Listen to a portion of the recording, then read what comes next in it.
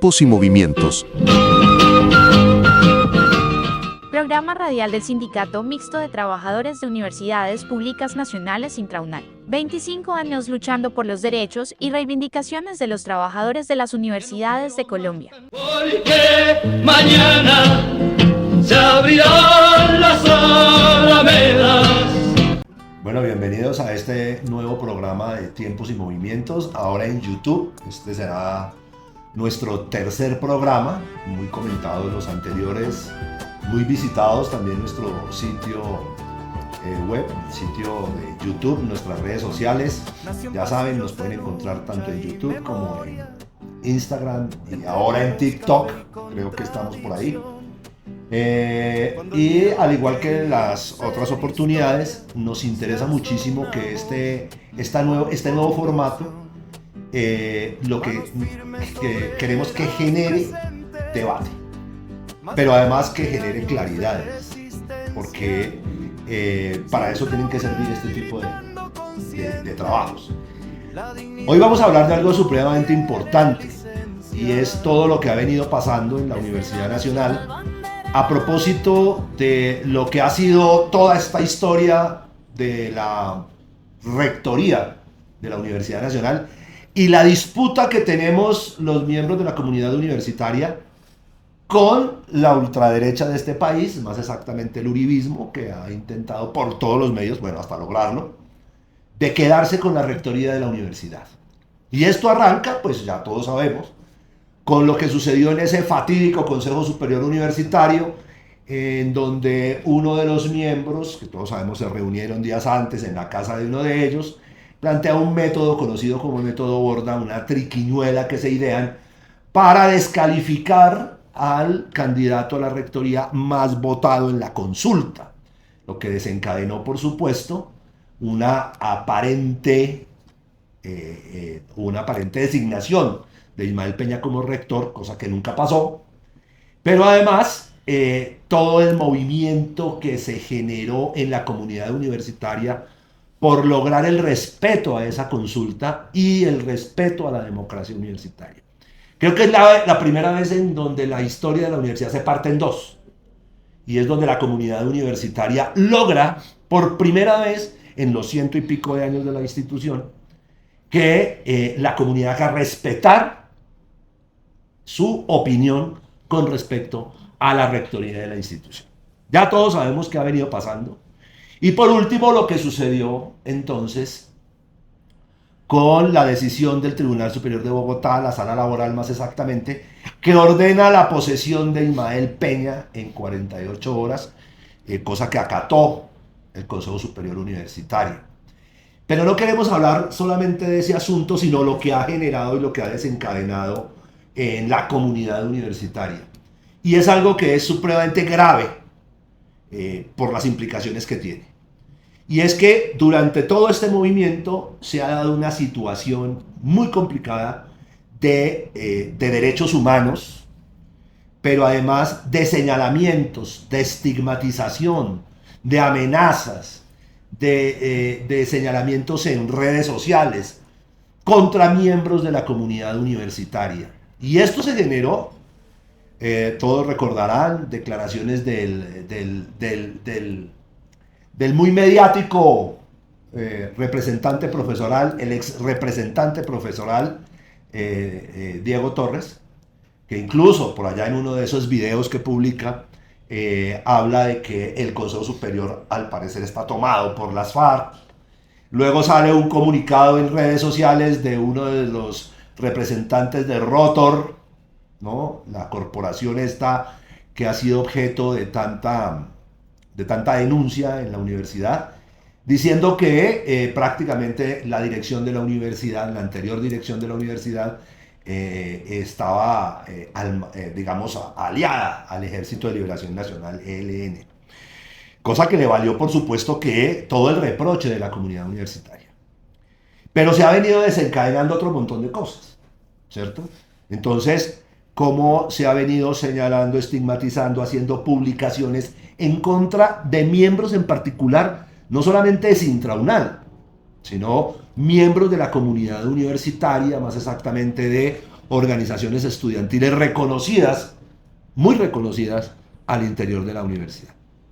Para eso entonces vamos a tener hoy un diálogo con dos personas sumamente importantes. Primero, vamos a presentar a la compañera Gloria Silva.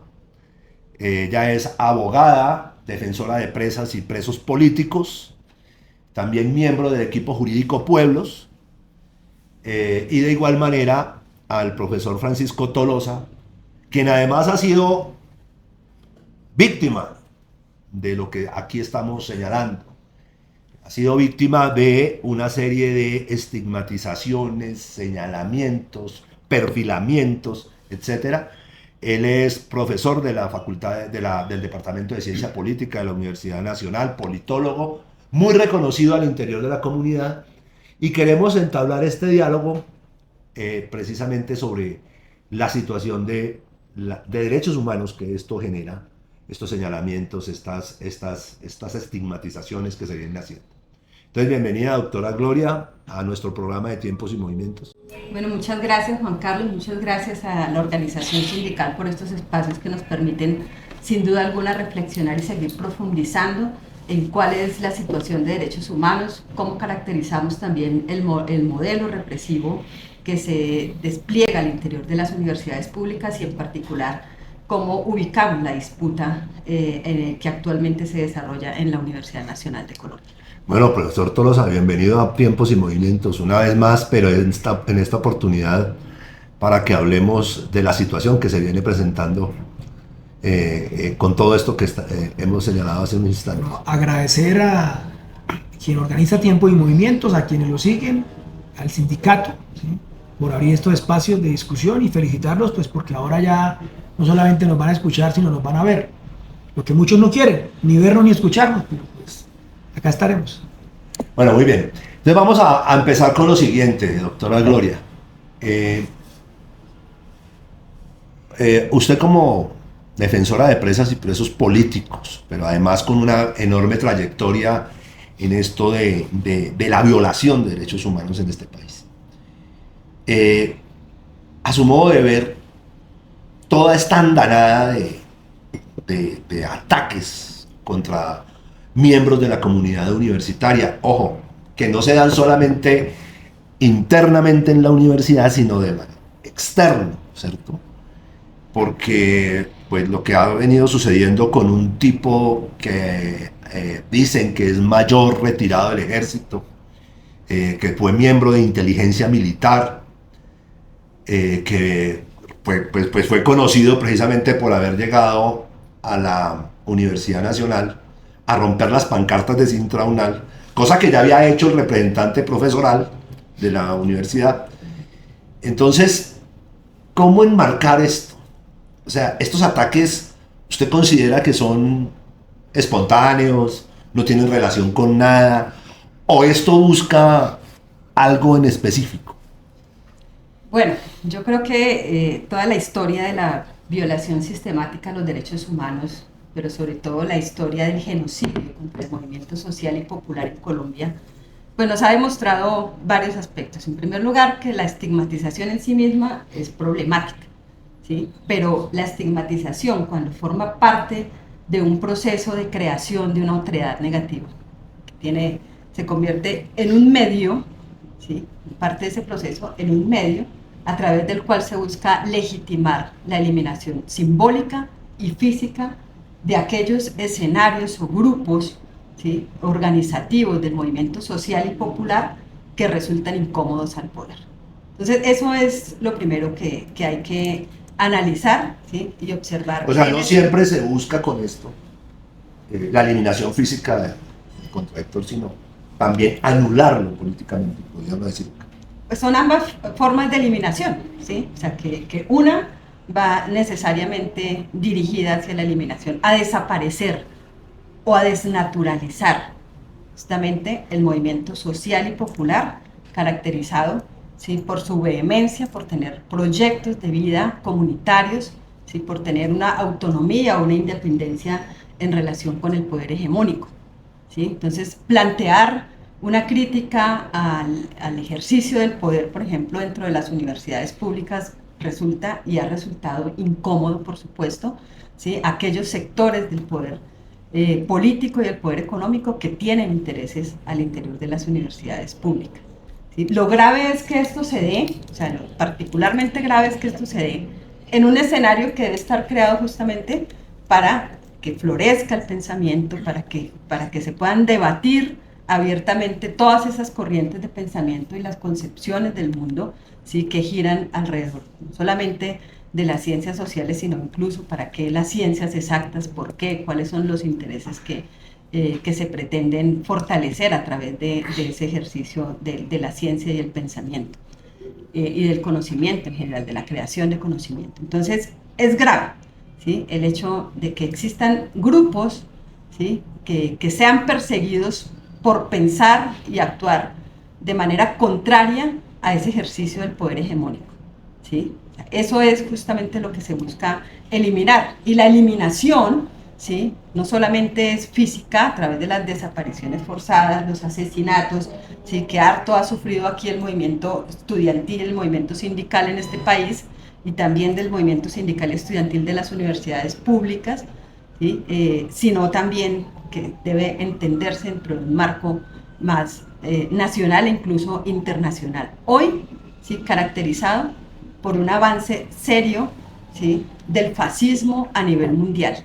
Y yo creo que eso es fundamental, porque cómo eso se empieza a desarrollar, y esos son los elementos que estamos evidenciando en este periodo, a diferencia de otros, ¿sí? Es cómo se está horizontalizando el odio, cómo se está llamando incluso a sectores de la misma comunidad académica, de la misma comunidad universitaria, a atacar a otros porque defienden derechos. Eso es particularmente grave, ¿sí? Es histórico, ¿sí? Pero hoy, cuando se llama a movilizar, ¿sí? A las mismas bases, al mismo movimiento social, a los mismos sectores populares, ¿sí?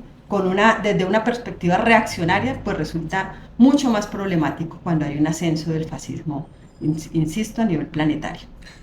Profesor Tolosa, pero Gloria ha tocado un tema supremamente importante, que yo creo que la gente todavía no lo entiende mucho. Y así lo planteaba al inicio de este programa, es hoy las universidades, no solamente la Universidad Nacional, bueno, la Universidad Nacional, por ser la más grande y más importante del país, porque así se define, está en disputa. Digamos que hay todo un programa, digamos que hay todo un plan estratégico para no perder la universidad y para controlar las universidades públicas. ¿Usted sí cree que eso es cierto? Varios comentarios obligados. El primero es que la ofensiva contra la universidad es global.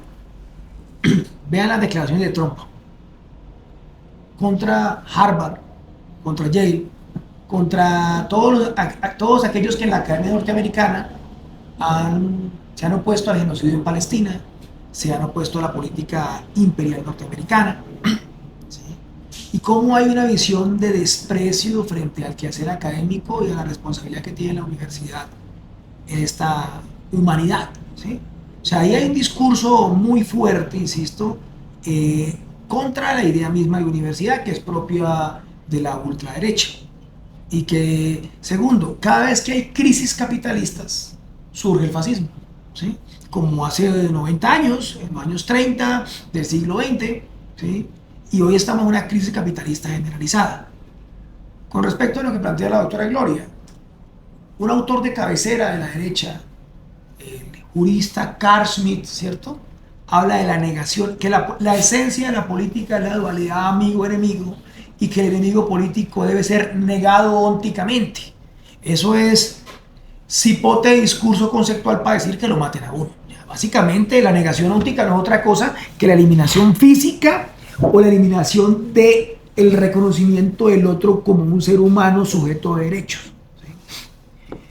Ahora, de esa alegoría, vamos a una alegoría más cotidiana. Acá nosotros, lastimosamente, hemos sido herederos del macartismo norteamericano y del falangismo español, ¿no? Macartismo por este senador McCarthy que quería juzgar hasta Eisenhower por comunista, ¿sí? Y no estoy mamando gallo, murió alcohólico a los 40 años, pero El hombre se llevó de Chaplin a Elia Kazan, a los días de Hollywood, bueno, etcétera, etcétera. Eso se aplica mucho aquí, ¿no? Entonces, cualquier opinión es sinónimo de subversión, y cualquier subversión es criminalizada, cosa que no debería ser así en ninguna supuesta democracia del mundo. En la película, inspirada en el libro de Álvarez Gardiazabal, de Gustavo Álvarez Gardiazabal, Cóndores no entierran todos los días, el jefe de los pájaros, los páracos de entonces, don Leo María Lozano, decía: yo leo el siglo y veo a quién debo matar. O sea, aquí hay una distribución funcional, y acá uso una categoría, más allá de que haya una conspiración, que la puede haber, hay una estrategia convergente donde unos ideólogos de la derecha señalan para que otros actúen, ¿sí? Y esto no es un invento ahorita, ¿sí? Cuando antier, estos días, se hablaba de los archivos del DAS, ¿sí? Y acá en las universidades hemos tenido múltiples experiencias de cómo unos señalan para después que otros actúen. Hay un manual de lo que llaman guerra jurídica: señalamiento y escarnio público, judicialización, y si falla la judicialización, se avanza hacia una acción letal. Un caso tal vez muy sonado y doloroso, el profesor Alfredo Correa Andrés. Primero le dijeron: usted de las FARC, y lo metieron preso, y salió libre, entonces lo mataron, con escolta y todo, ¿sí? Porque el problema de la seguridad no es un tema de un esquema, es un tema de un desmonte de un aparato contrainsurgente que hace parte del Estado Profundo en Colombia, y que ese Estado Profundo sigue actuando. Segundo, por razones ideológicas, o también por razones políticas, la derecha se ha aferrado a las universidades, ¿sí? En términos del pensamiento crítico, yo pongo múltiples ejemplos. Cuando matan a Edwin López y a Gerson Gallardo, que los desaparecen y los pican, los van y los recogen en sus casas en la Universidad Francisco de Paula Santander en 2003. Esos muchachos, a quienes conocí personalmente, no representaban ningún reto político para los paramilitares en Cúcuta, ni para el rector Parra, pero tenían que estirpar el pensamiento crítico. Cuando matan a Marlene de la Osa con 7 meses de embarazo entrando a clase de la Universidad de Córdoba, ella no representaba una amenaza para el rector de la Universidad de Córdoba, hoy sometido a la JEP como paramilitar, porque lo ponía Mancuso y lo ponía Castaño. Pero había que estirpar el pensamiento crítico. En algunas otras universidades se manejó otra técnica, un guante de seda, pero un aparato contrainsurgente igualmente efectivo. ¿Con qué han venido trabajando acá en la Universidad Nacional? Con una matriz pueril, académica, digamos, teóricamente, intelectualmente triste, ¿no? Pobre, ¿no? Es que nosotros somos académicos y los que defienden la autonomía son políticos. Como si esto fuera una pelea, no sé, de Name Terán contra Albert Einstein. No, ni lo uno ni lo otro. Primero, los académicos de acá no han descubierto, que yo sepa, acá no hay ningún Nobel. O sea, la gente habla como si de verdad los tipos estos que se llaman PhD, ¿no? Filósofo al doctor, de verdad hubieran hecho un gran avance para la ciencia y de pronto nosotros no nos hemos enterado, ¿no? Pero no, acá los señores profesores de la Nacional que han manejado la universidad desde hace más de 20 años, ¿sí? Lo que han sido más que todo el burócratas de la academia, ¿sí? Y segundo, que es lo que les molesta en esta coyuntura, se les ha quitado la careta de lo que son políticos, pero del establecimiento. Listo. Yo nunca he negado mi opinión política, y creo que los que estamos en esta mesa no lo vamos a negar, porque es válido, es propio de un ser humano tener una opinión política, pero ellos quieren presentarse como asépticos. Claro, la Universidad Nacional representa, y no dejo de insistir, 3.2 billones año de presupuesto, más que muchos departamentos de Colombia. Y aquí hay un grupo político, hay un grupo clientelar que se niega a la democracia porque no quiere perder esos privilegios, y yo lo digo acá, el cual han capturado violando todas las consultas a la comunidad universitaria desde el año 2003. O sea, no fue que le robaron la rectoría a Múnera, es que aquí Moncayo ganó en 2003, aquí Múnera ganó, Mario Hernández ganó, hasta el voto en blanco ganó. O sea, De pronto si se lanzan con Castillo, sí le pueden ganar a Castillo porque los palos no votan. Pero de resto han perdido con todos y cada uno de los candidatos que han habido en las candidaturas. O en una consulta que por demás es profundamente antidemocrática porque los docentes no pueden votar, porque los administrativos no pueden votar, porque le temen a la democracia, ¿sí? Le temen a la democracia. Con el cuento de que la academia no es democrática, que la academia es meritocrática. Y acá viene otro debate que es lo que no soportan en la idea misma de universidad. Que uno en la universidad entra a aprender a cuestionar. Entonces yo siempre pregunto, ¿qué es el mérito? Para mí hacer un posgrado en bioquímica en la Universidad Hebrea de Jerusalén, en un país genocida, sabiendo que mis conocimientos van a ser usados contra un pueblo que está siendo masacrado, no es un mérito. Bueno, de pronto para el CEBELAC, el profesor Wasserman, sí, para mí no. Pero pues yo entiendo que la academia tiene unas reglas, ¿sí? Pero el cuentico de que ellos tienen más mérito que nosotros, lo pongo en discusión frente a muchos temas, ¿sí? Pero Juan Carlos, yo quisiera complementar que efectivamente lo que ha planteado el profesor Francisco es sumamente importante en relación con que la estigmatización no es un fin en sí mismo, ¿sí? Se crea una otredad justamente para justificar socialmente esa eliminación e incluso movilizar a otros sectores a que hagan esa eliminación política, ¿sí? Entonces yo creo que eso es parte de lo que se está potenciando. Entonces el problema es que el ataque no va dirigido necesariamente, ¿sí? O no solamente con el fin de eliminar una organización o una persona que les resulta incómoda por el ejercicio del pensamiento crítico, de una actividad sindical consecuente, etcétera, ¿sí?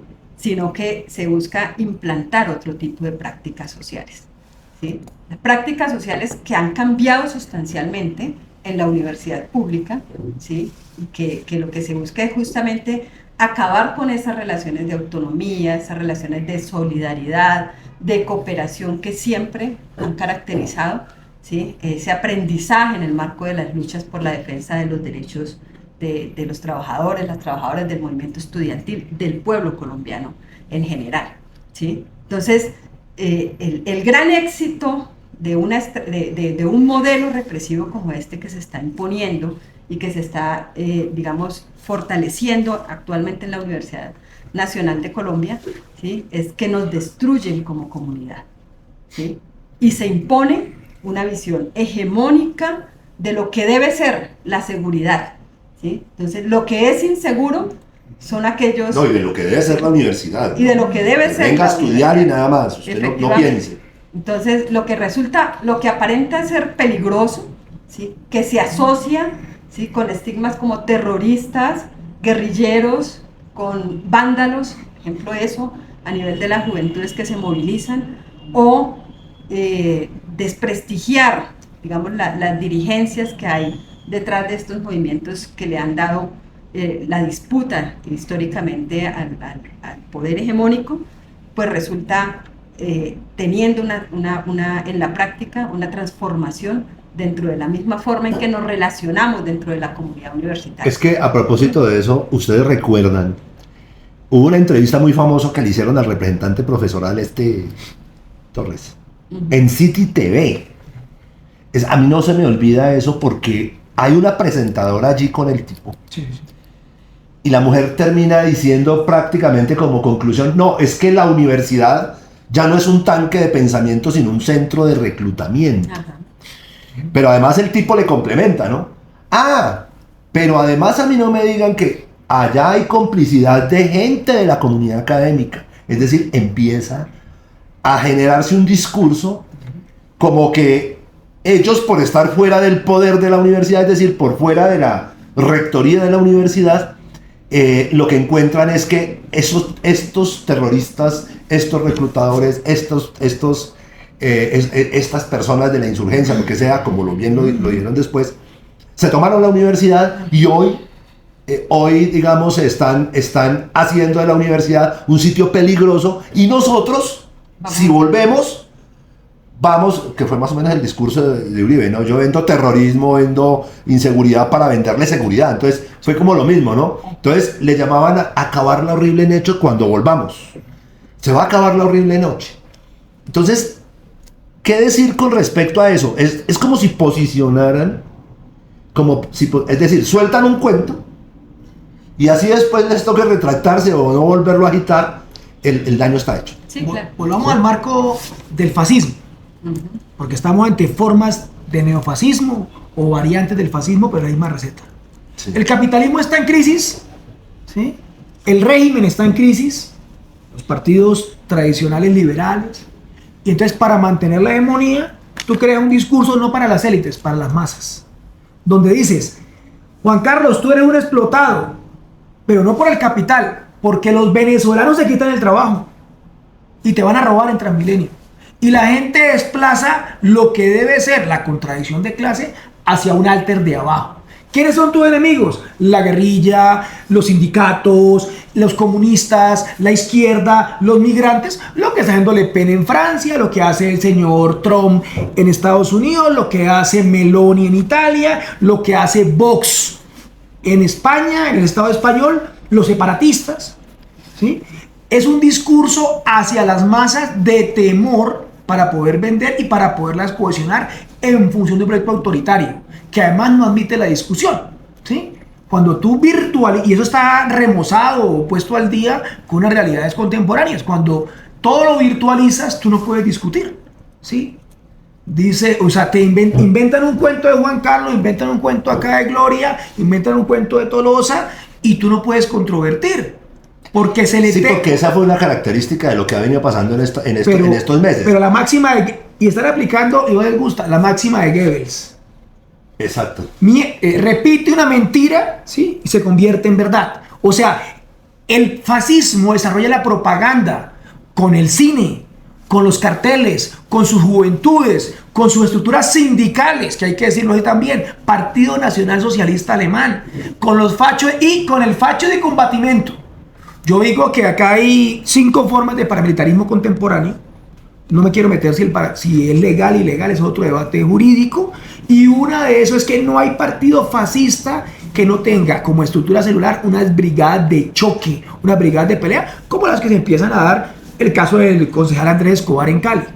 Ahora, no vayamos tan lejos. Acaba de pasar una asamblea en Manizales. Bueno, en la asamblea y ahí se apostaron, muchachos. Claro. En las entradas, porque el coco de Bogotá había llegado a Manizales. No, eso me recuerda. Y entonces se apostaron en las entradas a no permitir entrar a miembros de la comunidad universitaria, de la Universidad Nacional, que no fueran de Manizales. No, es que pareciera... Sí, es que efectivamente creo que eso es una de las características, ¿sí? de lo que hablábamos, de esa corriente fascista que realmente toma muchísima fuerza a nivel planetario, ¿sí? Uno tiene que ver con cerrar las filas, ¿sí? O movilizar alrededor de identidades esencialistas. Entonces, una de las identidades esencialistas es la víctima, por ejemplo, y en eso hablamos con Pacho antes de iniciar este programa. A mí no me gusta tampoco el discurso, ¿sí? De posicionarme como víctima, pero menos en esta lógica de quien se muestra como la víctima o como más víctima tiene la razón, ¿sí?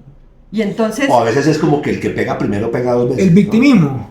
Uno es el victimismo. Me recuerda un personaje de Sábado Felices, lo que pasa es que acá son muy jóvenes para acordarse de Lagrimón, pero era un personaje que siempre hacía de víctima, ¿no? Entonces, sí, pero entonces a lo que voy... En el set, ese se llamaba el set Los Ladrones, se llamaba ese sketch, me gustaría. Y no es la cuestión de si hay o no víctimas.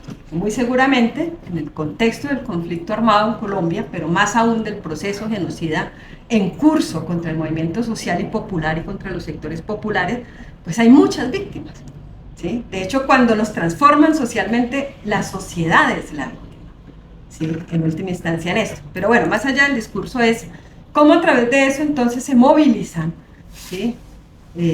No solamente el creer tener la razón, una razón poderosa para eliminar al que consideran su enemigo y su amenaza. Y eso a través de muchos discursos, ¿sí? que si uno se pone a revisar a través de las redes sociales y los medios de comunicación, pues se han venido posicionando, ¿sí? Entonces todos somos víctimas de un ambiente caótico, de los terroristas, de los vándalos, ¿sí?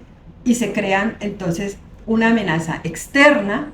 Entonces, comunidades indígenas, comunidades campesinas, comunidades afro, ¿sí? Que llegan a la universidad ¿sí? Son absolutamente eliminadas, ¿sí?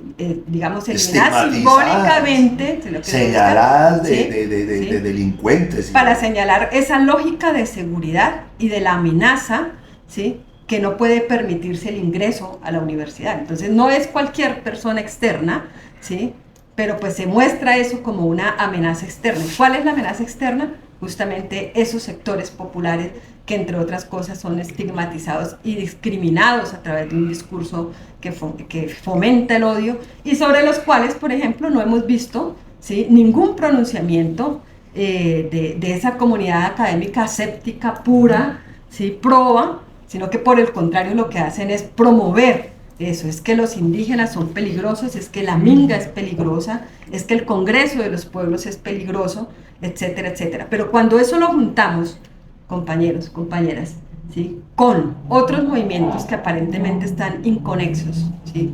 Como estos grupos, estas hordas que se están llamando a convocar, que están llamando a movilizar supuestos vecinos del barrio contra la amenaza comunista, contra los reclutadores, contra los terroristas, etcétera, etcétera, ¿sí? Que incluso no solamente los movilizan discursivamente, sino que son capaces de venir combates, ¿sí? Con armas blancas a romper la propaganda, a golpear, a expulsar, a sacar, etcétera, ¿sí? Pues termina siendo bastante complejo. O sea, yo creo que octubre, y por eso empezamos por ahí, el 17 de octubre lo que hace es mostrarnos cómo esas estructuras, esos dispositivos represivos se empiezan a juntar en función de consolidación de un poder hegemónico muy complejo y muy peligroso, con particularidades muy especiales en este crecimiento, en este proceso de fascistización que vivimos a nivel mundial. Un grupo de civiles con bastones llegó ayer sábado a la puerta occidental de la Universidad Nacional. 3 comentarios obligados, ¿no? Lo primero es que el victimismo es cuando los victimarios se disfrazan de víctimas, y acá no estoy negando que esa posibilidad exista de la dualidad victimarios victimizados o víctimas que se traducen en victimarios, pero intentan generar un aura de superioridad moral. Sin duda el caso más lamentable que tenemos ahora son los sionistas. Aquí yo no soy negacionista del Holocausto y he condenado el nazismo y el fascismo en toda su propiedad, ¿sí? Y todas las formas de racismo, pero eso no le da patente de corso al señor Netanyahu, ¿cierto? Y al señor o a todo el sionismo colombiano de estar reclutando jóvenes del Colegio Colombo Hebreo para que mueran allá en Gaza, colombianos para que combatan y matan niños palestinos. Entonces aquí se vuelve al revés. Ahora los sindicatos somos victimarios por ejercer nuestro derecho constitucional a la asociación y a la lucha social, ¿sí? Y quienes han reprimido a los sindicatos entonces son las víctimas. Eso es, digamos, de una doble moral y de una inconsistencia, ¿cierto? De un canallaje político. Lo segundo, por esa misma vía, la contradicción discursiva de la derecha en la Universidad Nacional. Yo no me puedo llamar científico, nada más académico, científico, fíjate, y decir que el superior se lo tomó un grupo que no existe, un grupo armado que se desapareció hace 10 años. Por favor, lean prensa, prendan la radio, enciendan la tele, como dicen, sí, que va a jugar Colombia. Bueno, o sea, estamos a punto de que nos acusen, ¿cierto? ¿De qué? De ser parte de los pájaros, de León María Lozano, no sé, de otro grupo extinto, no sé, de trabajar con Agualongo. O sea, ¿cómo se le ocurre a un hombre que dice ser un académico acusar al CSU de estar tomado por un grupo como las FARC que se disolvió hace 10 años? Eso es no solamente antiacadémico, anticientífico, sino es ridículo. Digo la afirmación, no la persona. Segundo, por la misma vía, yo no puedo defender el Estado de Derecho cuando me falla el Consejo de Estado, un Consejo de Estado penal, yo lo digo, siempre ha sido penal. Cuando me falla el Tribunal Superior de Cundinamarca, pero abrogarme competencias exclusivas de funcionarios judiciales o de seguridad nacional. Si el profesor Torres dice tener información de que hay administrativos o docentes vinculados a actividades ilegales, que nos explique cómo tiene esa información, o si no está incurriendo en un grave delito, ¿sí? No, pero ni hablar de los videos que publicaba permanentemente, que ponía en grave riesgo a miembros de la comunidad universitaria justo cuando el paro y eso. Sí. Entonces, eso, pero además, una cosa que siempre le dijimos, está, ¿no?, haciendo funciones paraestatales. Claro, ¿no? Y uno decía lo siguiente: aquí hay una norma para conseguir un video, doctora Gloria. Primero se lo dejan ver, y si usted requiere copia, tiene que tener orden de un juez, y ellos se lo guardan por si lo requieren como prueba. Es más fácil No, que a este hombre le entregaban el video en 3 minutos, ¿cierto? Por eso tal vez hoy resulte premiado el anterior jefe de vigilancia, y hoy lo nombran como asesor en seguridad a nivel nacional, como asesor de Peña, ¿no? Entonces, como que siguen pagando favores. Pero, ¿qué decir de eso, doctora? Digamos, esa forma tan terrible que hoy ¿cómo se llama eso? No solamente la eliminación, sino la liquidación moral. La liquidación moral del contradictor. Es decir, yo suelto un chisme, no hay quien lo pueda contradecir, por ejemplo, en esos canales de WhatsApp, lo que hicieron con el profesor Pacho, lo que hicieron conmigo exactamente en uno de esos canales, y que nadie puede decir nada. Y así se queda. Y la gente se queda con el imaginario ahí. Entonces es la anulación. Es como intentar que el contradictor o el contrario pierda el derecho a expresarse. Porque siente pena, porque está señalado, porque ya tiene el estigma encima de alguien que lo puso allí y no tuvo usted derecho a decir nada. ¿Qué decir de eso? No, claro, o sea, y yo, digamos, en la misma dirección en lo que he venido planteando, ¿sí? Porque eso ha sido, digamos, una situación que han identificado incluso las altas cortes cuando han abordado muchos casos, ¿sí? De distinta índole frente al rol de las redes sociales, ¿sí? Y al rol de los medios de comunicación.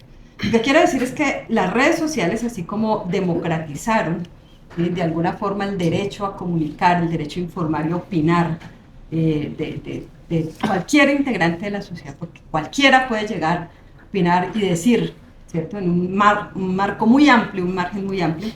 ¿Sí? La cuestión es, en este contexto en que lo estamos poniendo, ¿sí? En que se requiere la creación de una amenaza, de una otredad, ¿sí? Y a quién se selecciona o cómo se selecciona a ese grupo al que pongo en la otredad, por supuesto es una decisión de quien emprende esa estrategia represiva. Aquí en este caso en la Universidad Nacional de Colombia estamos hablando de Sintraunal, ¿sí? Dirigentes sindicales como Juan Carlos, que entre otras cosas es bastante respetado y apreciado en la comunidad universitaria por todas las luchas que ha dado, sobre todo por los derechos de los trabajadores y las trabajadoras. Lo que se quiere es eliminar eso, ¿sí? Eliminar esa imagen construida, ¿sí? No a partir del discurso, sino de una praxis del sindicalismo de clase, ¿sí? De la clase trabajadora. Pero por otro lado, un sector de docentes también que están sindicalizados, ¿sí? A quienes se le viene a través de un discurso que se difunde rápidamente en las redes sociales, señalando de son terroristas, miren lo que han hecho, ¿sí? En fin, y asociándolos a algo negativo. Esa es la estigmatización, pero cómo las redes sociales permiten potenciar esa horizontalización del odio, ¿sí?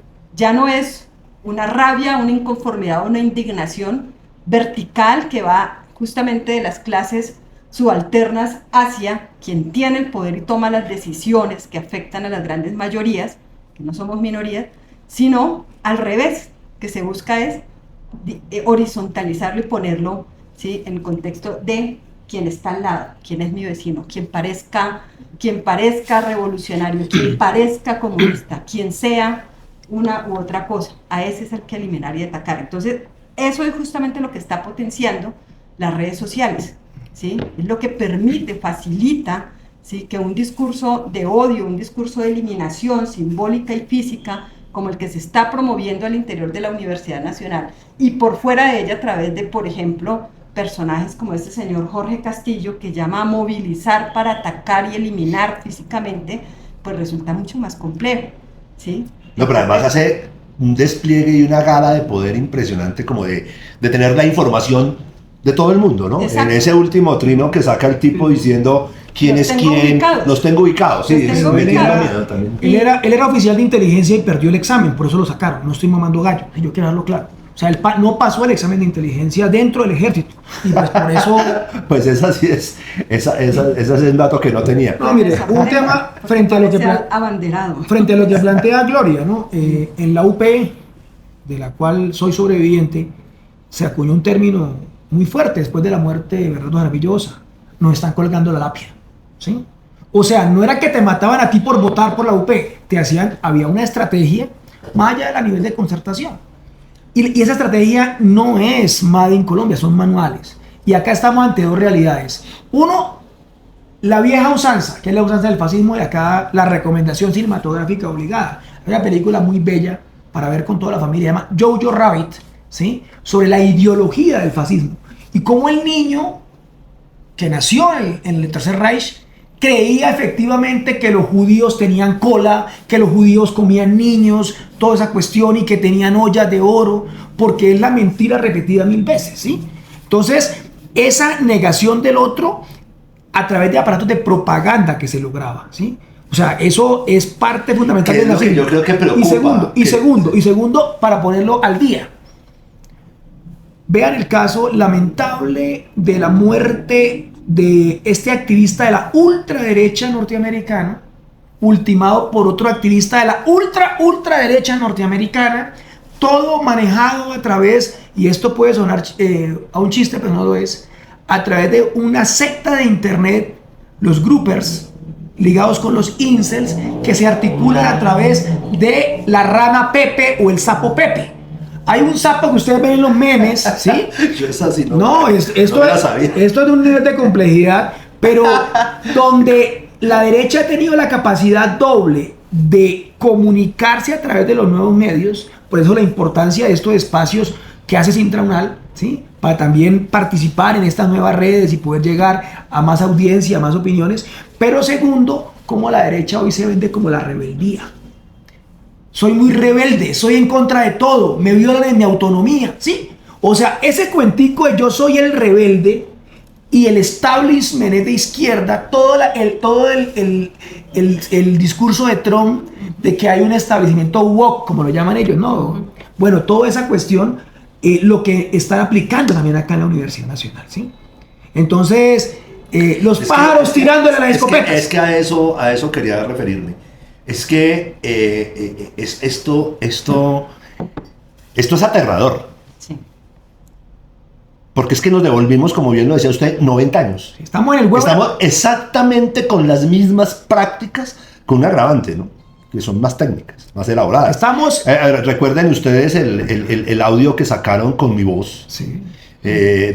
Diciendo un montón de carajadas allí, que hasta yo me aterré porque, o sea, hoy es más sofisticado el nivel de la propaganda.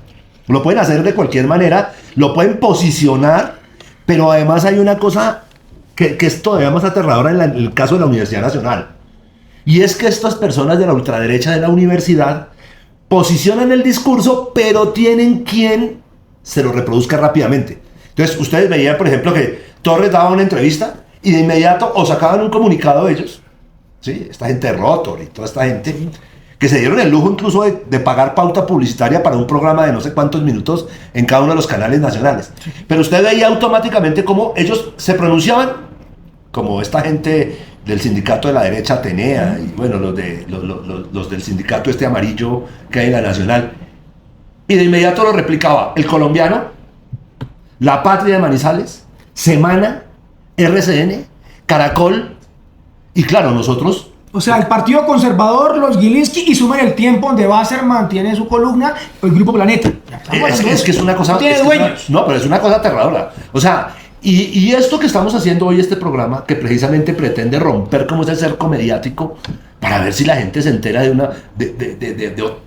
que existen otras voces, de que existen otras formas de ver el mundo, pues es increíble que nos toque recurrir a esto, porque no hay como más tratar de romper, porque no tenemos acceso a esos medios. Doctora.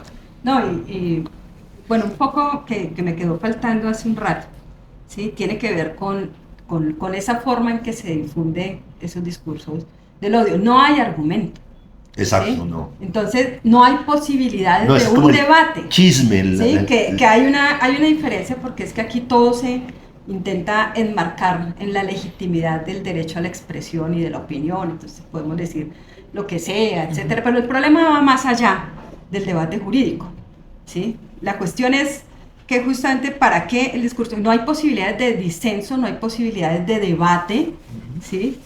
Porque no hay argumento, lo que hay es un señalamiento que se repite a través de muchas formas, ¿sí? Noticias falsas, por ejemplo, ¿sí? Noticias u opiniones tendenciosas, distorsionadas, como esta que plantea aquí el profesor Tolosa, en el sentido de se señala al CSU de pertenecer a una organización que fue... Y queda ahí, ¿sí? Flotando. Como que si ya no fuera. es, efectivamente, pero eso queda. ¿Sí? En derecho... y es lo mismo, por ejemplo, o sea, ese discurso que va quedando ahí, de el sindicato secuestró a un celador en el marco de una acción de protesta, ¿sí? que fue justamente lo que está desatando, digamos, todas estas contradicciones en este nivel tan agudo como se está viendo en la actualidad, ¿sí? Entonces el sindicato es terrorista, es secuestrador, ¿sí? Toda la jornada de protesta que se desarrolló, se desplegó en contra, ¿sí? de una posesión el sindicato ilegítima. patrocina, El sindicato patrocina, eso es criminoso, eso está mal, es peligroso, ¿sí? Entonces ese tipo de ideas son las que se van posicionando y sobre las cuales no hay posibilidades de argumentar, porque no hay finalmente un argumento que debatir. O sea, estos escenarios son los que nos permiten justamente generar esas reflexiones y elevar el debate, evidenciar y desnudar, ¿sí? qué es lo que hay detrás o cuál es el peligro real que tiene, no solamente para las personas como ustedes que están siendo estigmatizadas de manera directa, sino para la colectividad, para la comunidad universitaria. Porque cuando una organización sindical, ¿sí? deja de existir, o peor aún, se desnaturaliza, ¿sí? y adopta la identidad, en la praxis, adopta la identidad del opresor, ¿sí? adopta la identidad de quien señala, de quien estigmatiza, ¿sí? de quien ataca, ¿sí? a su hermano o hermana de clase, pues termina siendo bastante complicado. Y esa es la expresión mayor de cuánto avanzan y cuál es el éxito de una estrategia represiva como la que se está diseñando hoy.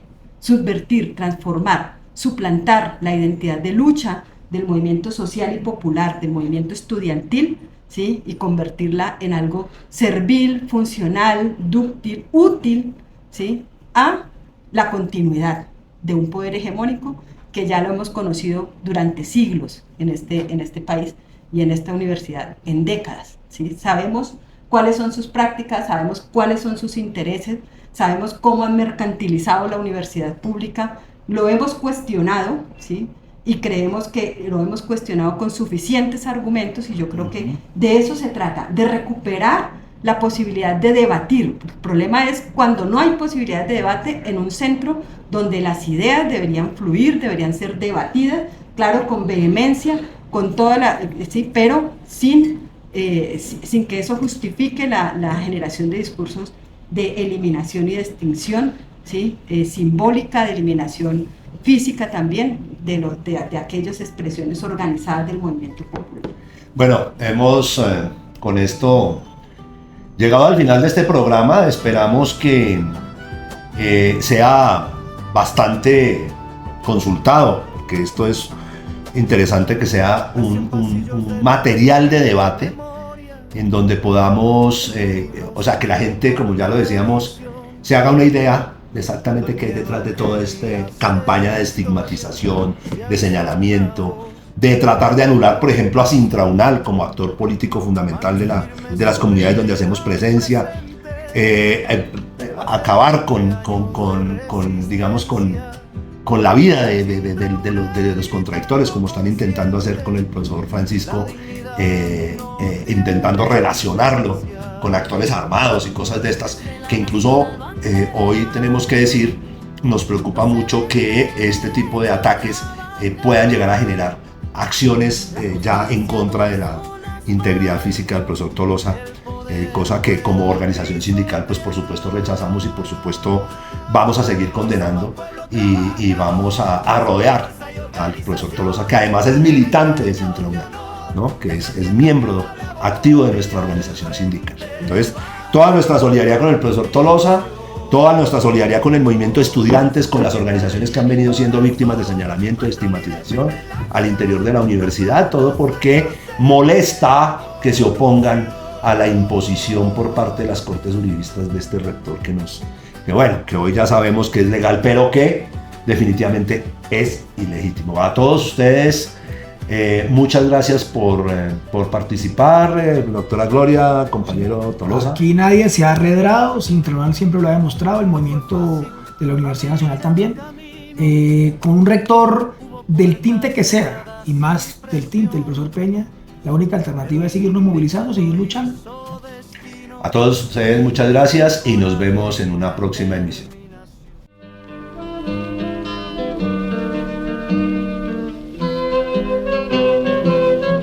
Tiempos y movimientos.